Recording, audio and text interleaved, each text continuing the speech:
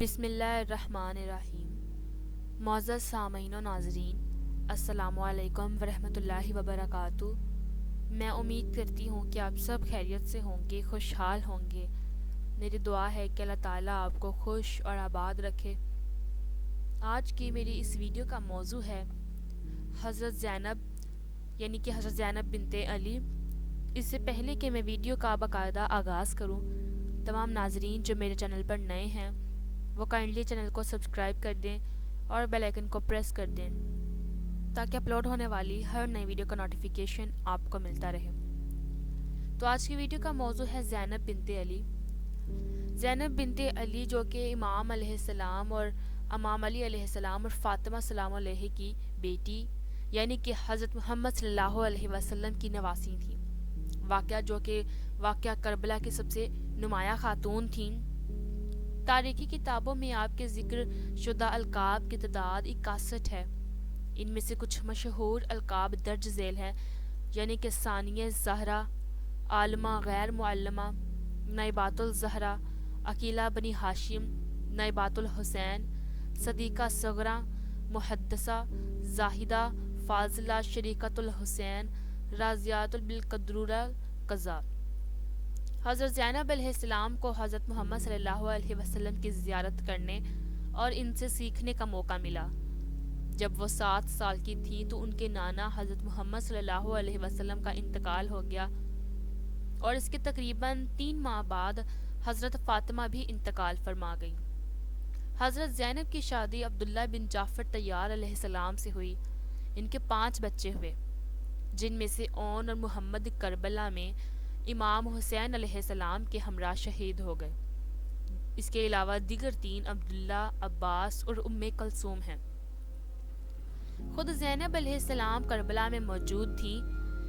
واقعہ کربلا کے بعد زینب علیہ السلام علیہ کا کردار بہت اہم ہے۔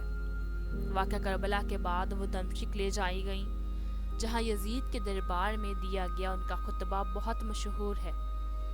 آپ نے اپنے خطبے میں فرمایا: اے یزید، اگرچہ حادثات زمانہ نے ہمیں اس موڑ پر لا کھڑا کیا ہے اور مجھے قیدی بنایا گیا ہے، لیکن جان لے میرے نزدیک تیری طاقت کچھ بھی نہیں ہے۔ خدا کی قسم، خدا کے سوا کسی سے نہیں ڈرتی، اس کے سوا کسی اور سے گلا و شکوہ بھی نہیں کروں گی۔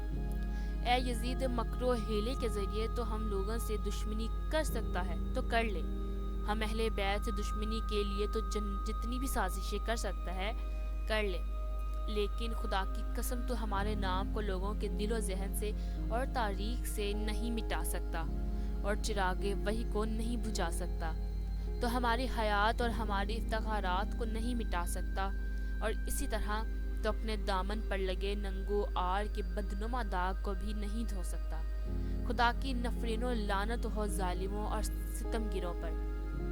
ان مظالم کو بیان کر کے جو یزید نے کربلا کے میدان میں اہل بیت رسول اللہ علیہ السلام پر وار رکھے تھے، زینب علیہ السلام نے لوگوں کو سچائی سے آگاہ کیا۔ آپ کے خطبے کے سبب ایک انقلاب برپا ہو گیا جو بنی امیہ کے حکومت کے خاتمے کی ابتدا تھی۔ سیدہ زینب کا انتقال ہفتہ 15 رجب 62 ہجری یعنی کہ 29 مارچ 662 عیسوی کو دمشق موجودہ شام میں ہوا، اور وہیں آپ کی تدفین کی گئی۔ آپ کی مدت حیات بوقت وفات 57 سال 2 ماہ 10 دن قمری اور جبکہ 55 سال 5 ماہ 28 دن شمسی تھی۔ آپ کا مزار مرجع خلائق ہے۔